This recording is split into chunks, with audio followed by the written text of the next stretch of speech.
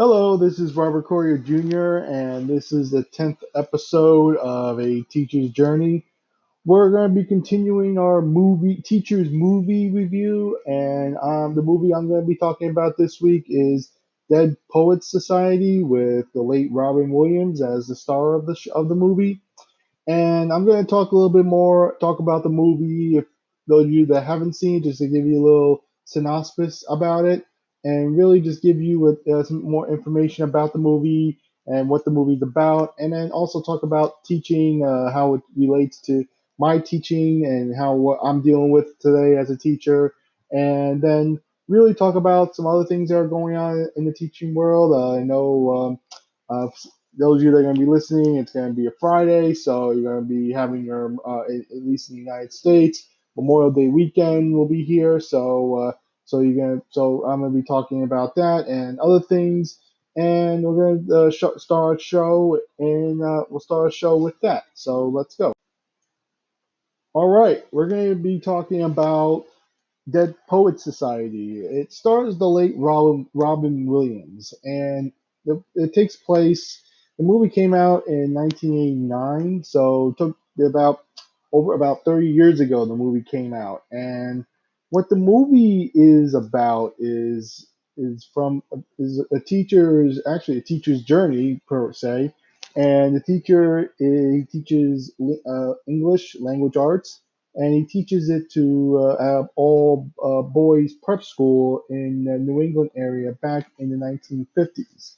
So back in the 1950s time, education, the classroom environment was very different compared to how it is and what it looks like today, where a lot of teachers they would teach from a textbook and being able to just talk about the textbook. It was more like a very there was nearly no like emotion or no feelings. It was just like you're teaching it, regurgitating the information.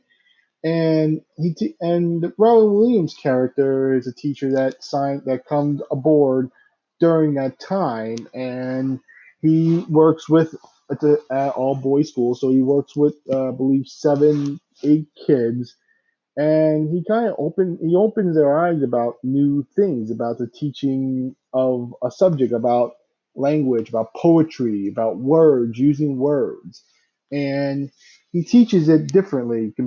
So for example, when he is teaching one class, he gives an example of how he tells the kids to stand on top of their desk and to look from when they're standing on their desk.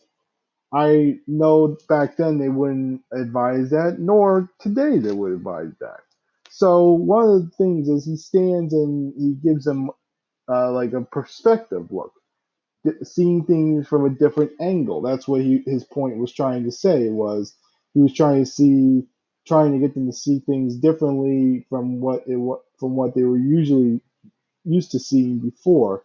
So what he does is he has them stand on his desk, and then he's seeing them having them see different things right now. So he does that, and the kids at time they kind of flow for him. They really just do things that are differently, and then as the story goes on, they get to know him. He gets to know the students and works with each student, and a lot of the students really like him as they get to know him.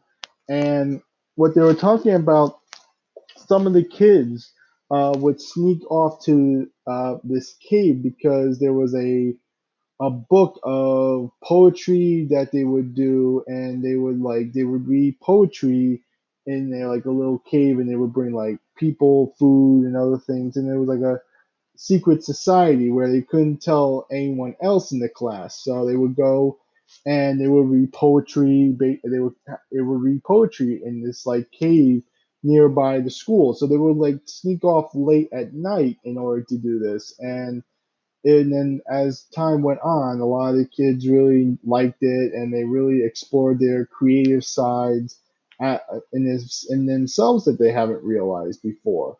So it was something that they realized that they enjoyed. one of the kids, he came from a prestigious family, and he wanted to be an actor. He wanted to perform on like Broadway, and he wanted to perform in the theater. And his father didn't allow it at the time because his father wasn't he was against it. So he like didn't he would sneak off and do recitals and do other things, and he really didn't. It wasn't really that something that he was happy with, because he had to sneak off and couldn't tell other people that he was performing in the school play, and he knew that his father was going to be disapproval by disapprove. He was going to have this. He was disapproved by it, so he didn't really have a choice in being. He had to keep it a secret. So what he did was he did the play, and I believe he told the teacher about it. So he was able to do that, and being able to do the play. So it takes place where he works on the play, does the play with his and then his father is in attendance, and he has a great performance, and his father walks away without applauding him, and really just has really disapproves after seeing him perform of him being an actor on a play. He really wasn't happy with so he was really disappointed by this, and from I believe from the story, from what happens, that he commits suicide because of the fact that he was never going to get his father's approval. He was never going to be able to fully be an actor. You have to, back in the 1950s, it wasn't like where you can just hop from one job to another. Yeah, basically there was a lot of stigma behind people like that. Especially from coming from a prestigious family, wealthy family. It was, you were either going to work in a bank or you were going to work as a doctor. I believe the kid wanted his father wanted him to be a doctor, and he had no interest in being a doctor back then.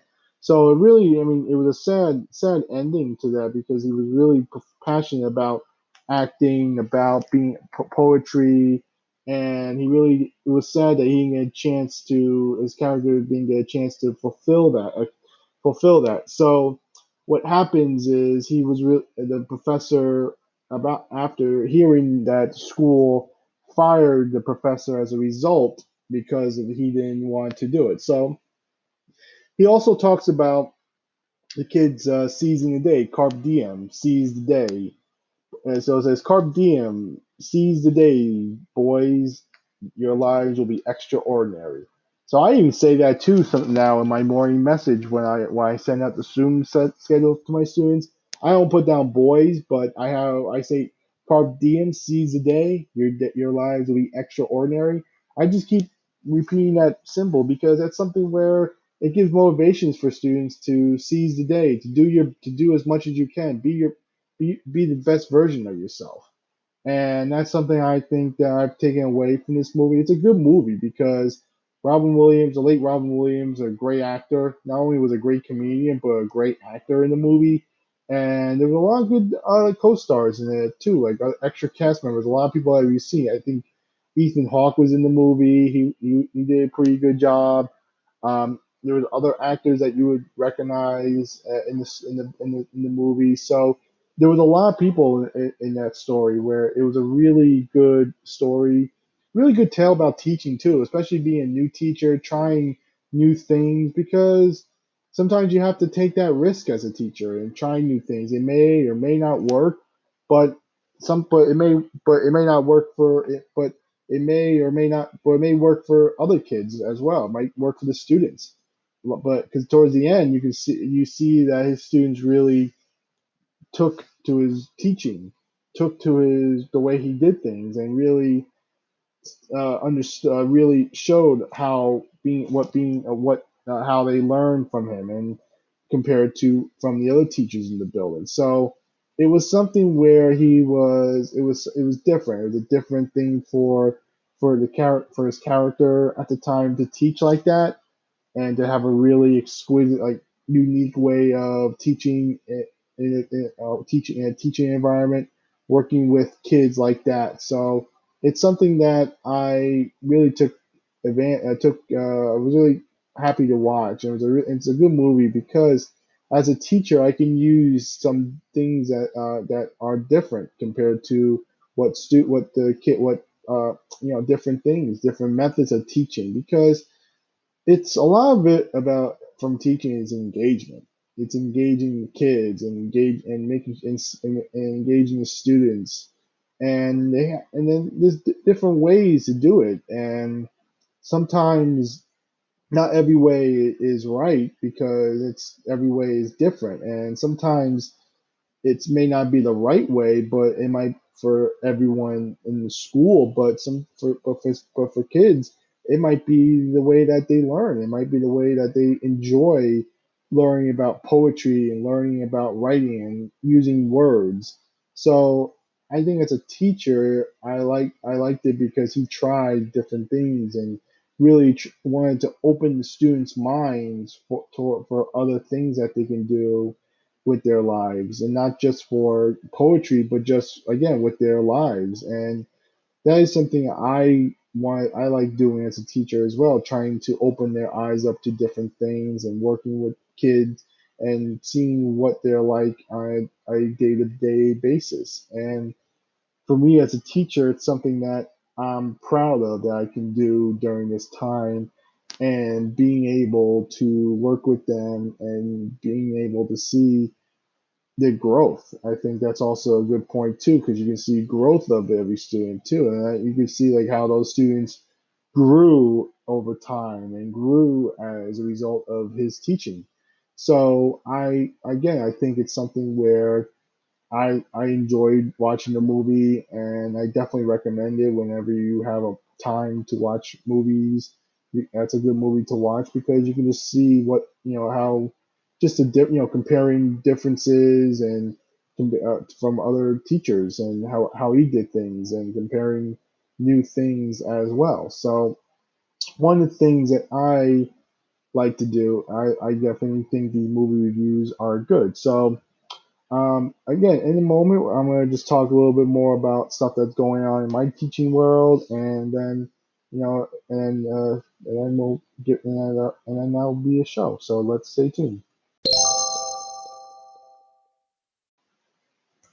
All right, we're back. So again, just final segment of this episode is for me to discuss what's going on in my teaching world right now. Again, if you're listening to this on a Friday, it'll be Memorial Day weekend, and for me right now, I don't have off on Friday, but the school that I'm at it has like a fun Friday, so I'll be kids will be doing an activity for that day, and I'll be cleaning up my classroom that for that day. So cleaning up for some of a Friday. Maybe I'll have to do a second week. I'll find out.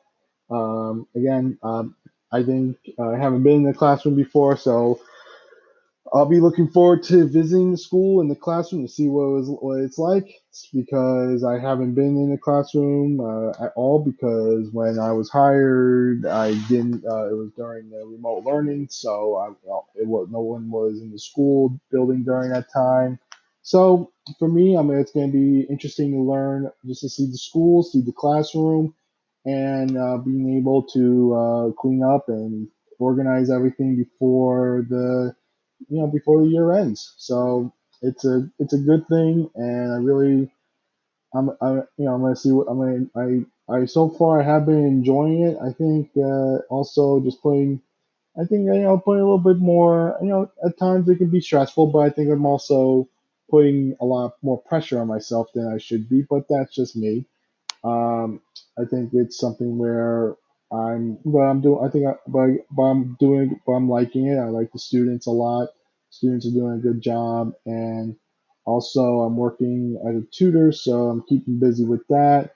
And the tutoring is going pretty well there, and everything else is going pretty good. So, I mean, again, coming in halfway along the summertime. I mean, it's almost June, so We got another week or two before, another week before we enter June, and then then that's it. I mean, that'll be a couple more weeks, and then done with school for the academic year. So, I just gotta see what happens during the summer. What goes on during that time.